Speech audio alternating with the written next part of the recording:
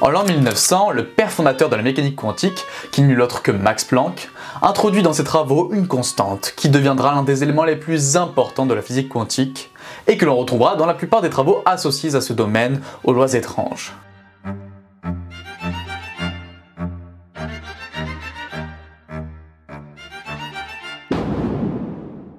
À la fin du 19e siècle, les physiciens se posaient énormément de questions sur un rayonnement émis par un corps étrange, un corps noir. Un corps noir est un objet qui absorbe toute la lumière incidente, donc toute la lumière qu'il reçoit. Ainsi, il ne retransmet pas la lumière puisqu'il absorbe tout. C'est ainsi un absorbeur parfait. Sa réflectivité est égale à 0. Je tiens à préciser que lorsque je parle de lumière, je fais référence à toutes les ondes électromagnétiques, pas seulement la lumière visible. Ainsi, le rayonnement électromagnétique absorbé par le corps noir produit en lui une agitation thermique, ce qui fait que ce dernier émet un rayonnement thermique.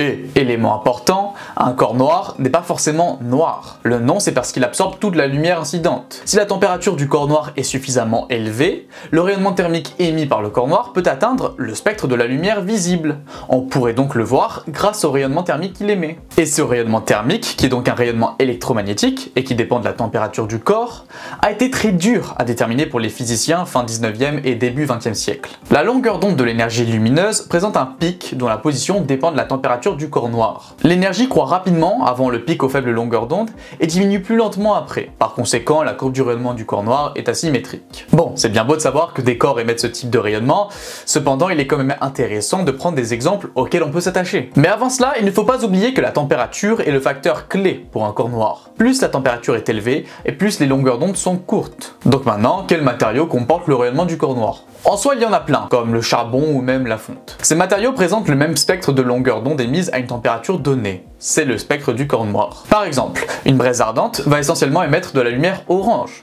mais aussi des longueurs d'onde un peu inférieures dans le jaune et un peu supérieures dans le rouge. Elle n'émet pas dans le bleu, hein. Cependant, la courbe de rayonnement de l'acier en fusion, dont la température est ici plus élevée, elle se décale vers des longueurs d'onde inférieures, avec des émissions dans le jaune, avec un peu d'orange et une touche de vert. Mais je digresse, on s'en fiche un peu de savoir dans quel domaine de longueur d'onde chaque matériau émet sa lumière. Ce qu'il faut retenir, c'est qu'à la fin du 19e siècle, les scientifiques connaissaient relativement bien le rayonnement du corps noir. Ils connaissaient bien son spectre de longueur d'onde, mais ne savaient absolument pas pourquoi ce dernier comportait une telle forme. Ainsi, plusieurs physiciens se sont aventurés dans une quête qui consistait à fournir une loi qui permettrait de justifier la forme du rayonnement du corps noir. Le premier à avoir tenté l'aventure est Wilhelm Wien en 1896. Ce dernier a proposé une loi, la loi de Vienne, qui parvenait parfaitement à décrire la décroissance du spectre vers le bleu, donc ça décrivait bien les hautes fréquences.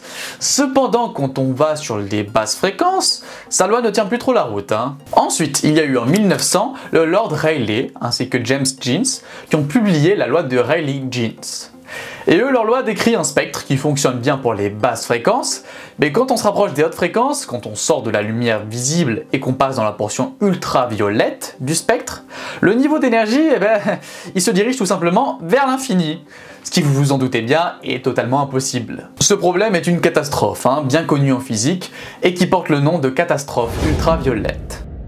Vous avez certainement compris que cette dernière porte ce nom puisque le niveau d'énergie se dirige vers l'infini dans la portion ultraviolette du spectre. Donc voilà, nous sommes face à deux formules relativement intéressantes qui ne parviennent pas à décrire l'ensemble du spectre du rayonnement du corps noir. Pour trouver la solution, il fallait un très grand physicien, et qui de mieux que le père fondateur de la mécanique quantique ? Max Planck, un physicien allemand qui est un des plus grands scientifiques de l'histoire. La manière dont il a réussi à résoudre le problème est assez inhabituelle, sachant que lui-même ne croyait pas en ce qu'il venait de faire. Pour vous dire, Planck était très doué en mathématiques, trouvant des petites astuces qui parvenaient à résoudre ses formules relativement rapidement. Et pour simplifier ses calculs, il a eu l'idée de faire une transformation bien réfléchie. En fait, Planck essayait à cette époque d'unifier les théories physiques de la lumière et de la chaleur. Oui, à travers le temps, on essaie toujours d'unifier des théories. Maintenant, l'exemple parfait est celui de l'unification de la relativité générale et de la mécanique quantique. Mais c'était pas le sujet.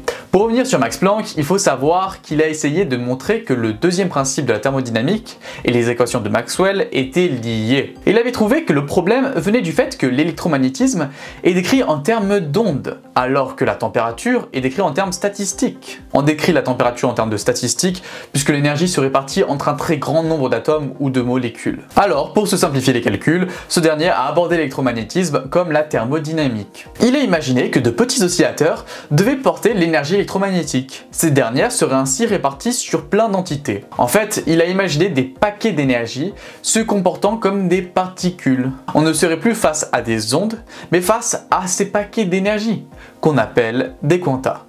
Pour la lumière, on appelle ça des photons. Nous sommes ainsi face à la fameuse dualité onde-corpuscule. Dans certaines expériences, la lumière se comporte comme une onde, et dans d'autres, elle se comporte comme un flux de particules. Et évidemment, ces paquets d'énergie ont un niveau d'énergie proportionnel à leur longueur d'onde. Les paquets avec les longueurs d'onde les plus courtes seront donc les plus énergétiques. Et avec ce principe, Planck arrive à une loi, la loi de Planck, qui peut être exprimée soit en fréquence, le symbole grec appelé nu, qui ressemble à un petit v, soit en longueur d'onde, le symbole grec appelé lambda. Quand les physiciens ont confronté cette loi aux mesures de laboratoire, ils se sont rendus compte qu'elle expliquait parfaitement le spectre du rayonnement du corps noir. Ainsi, Max Planck a réussi à résoudre le problème en simplifiant ses calculs, sans même croire en sa transformation. Pour lui, au début, les quantas n'étaient qu'une commodité mathématique. C'était utile, mais faux. Quand Einstein a prouvé que la lumière pouvait se comporter comme un flux de particules avec l'effet photoélectrique, les physiciens, dont Planck, ont admis la théorie des quantas. On parlera peut-être de l'effet photoélectrique dans une autre vidéo, mais retenez quand même que c'est ce phénomène qui a prouvé le comportement corpusculaire de la lumière, et qui a valu le prix Nobel de physique à Albert Einstein. Voilà pour la loi de Planck, formulée en 1900. Mais ne sous-estimez pas les travaux des physiciens avant Planck. Pourquoi il ne faut pas sous-estimer leurs implications? Tout simplement parce que lorsqu'on compare la loi de Vienne avec la loi de Planck, on se rend vite compte de la ressemblance des deux lois. Quand on compare, Planck a simplement enlevé les deux constantes empiriques, qui sont C1 et C2, donc les constantes obtenues avec les expériences, et il a rajouté des constantes naturelles. Les constantes naturelles qu'il a rajoutées sont C, la vitesse de la lumière dans le vide, K, la constante de Boltzmann, et surtout une nouvelle constante qui est H, la constante de Planck. On retrouve aussi la constante de Planck dans la formule de l'énergie d'un quantum. Planck a fixé l'énergie d'un quantum avec la formule E est égal à H fois nu, où E est donc l'énergie, nu c'est donc la fréquence, et H c'est la constante de Planck. Et pour la digression, quanta signifie combien en latin.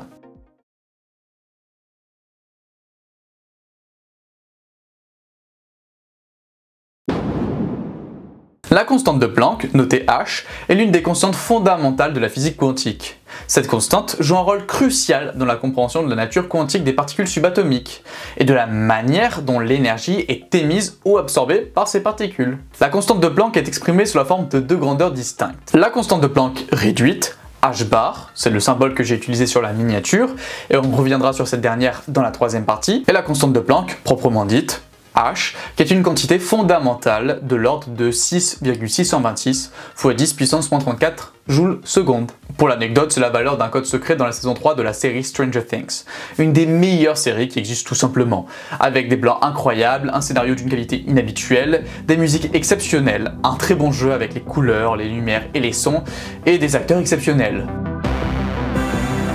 Mais je digresse, il n'y a aucun rapport avec la vidéo. Ces constantes, surtout la constante de Planck réduite, interviennent dans l'équation fondamentale de la physique quantique, l'équation de Schrödinger. L'équation de Schrödinger, à cause de sa complexité et surtout de son importance, on la traitera dans une vidéo entièrement consacrée sur cette dernière. Mais bon, l'une des implications les plus fascinantes de la constante de Planck réside aussi dans le principe d'incertitude d'Heisenberg, formulé par le physicien allemand Werner Heisenberg. Ce principe énonce que, en raison de la nature ondulatoire des particules subatomiques, il est impossible de connaître simultanément, avec une précision infinie, la position et la quantité de mouvement d'une particule.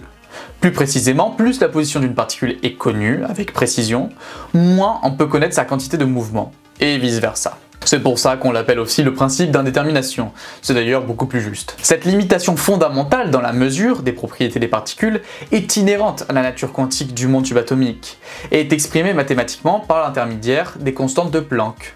Je dis D car dans le principe d'incertitude on utilise encore la constante de Planck réduite.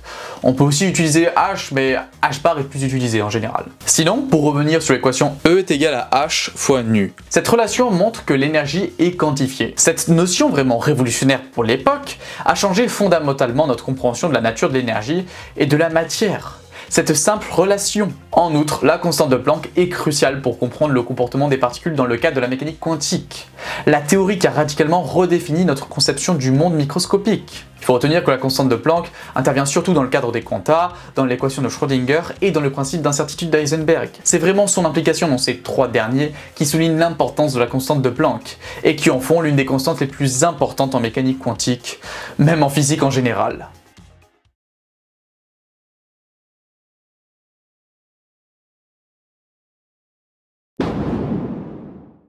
Bon, cette partie était relativement courte, et j'ai tout le long parlé de la constante de Planck réduite jusqu'à la mettre sur la miniature de la vidéo. Alors dans cette partie, intéressons-nous à cette dernière. Je coupe juste la vidéo 10 secondes pour vous dire de ne pas hésiter à vous abonner, à partager, à liker et à commenter la vidéo. Alors, la constante de Planck réduite est définie comme le quotient de la constante de Planck, h, par 2π, soit h bar est égal à h sur 2π.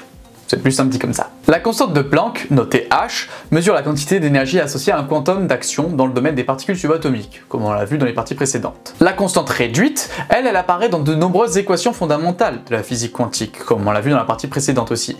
Mais son apparition la plus importante, c'est vraiment dans l'équation de Schrödinger, qui décrit l'évolution temporelle des fonctions d'onde des particules. En mécanique quantique, la notion de particule n'est plus traitée comme une entité classique avec une trajectoire bien définie, mais plutôt comme une fonction d'onde probabiliste. Une particule peut se trouver là, là ou là ou là, à différentes probabilités. Et tant que nous ne l'avons pas observée, elle est dans une superposition de chaque état. Il y a juste des probabilités de présence qui sont différentes. Et ces probabilités peuvent former une onde qu'on appelle la fonction d'onde.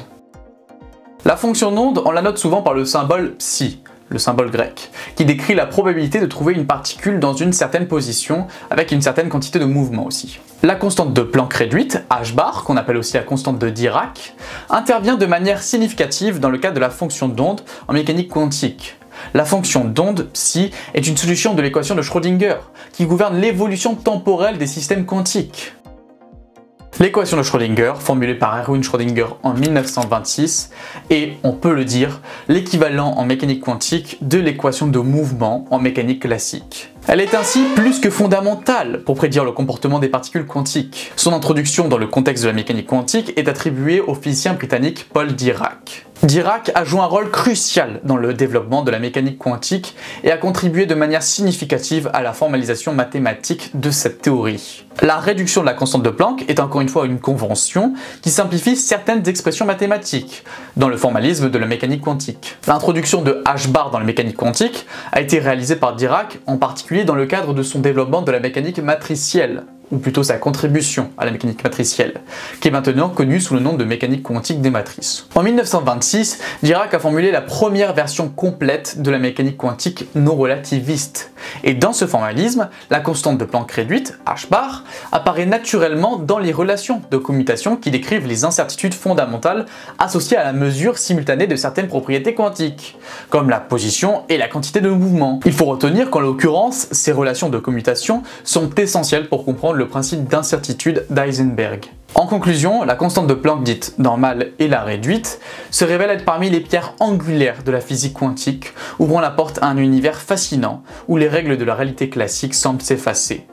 À travers les travaux de Max Planck et le développement ultérieur de la théorie quantique, nous avons découvert que notre compréhension du monde à l'échelle microscopique est intrinsèquement liée à des concepts tels que la quantification de l'énergie.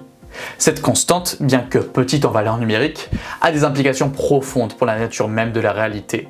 Elle défie notre intuition classique et nous plonge dans un royaume où les particules peuvent exhiber des comportements à la fois ondulatoires et corpusculaires. La constante de Planck est donc bien plus qu'un simple nombre mathématique. Elle représente une clé essentielle pour déverrouiller les mystères de notre monde.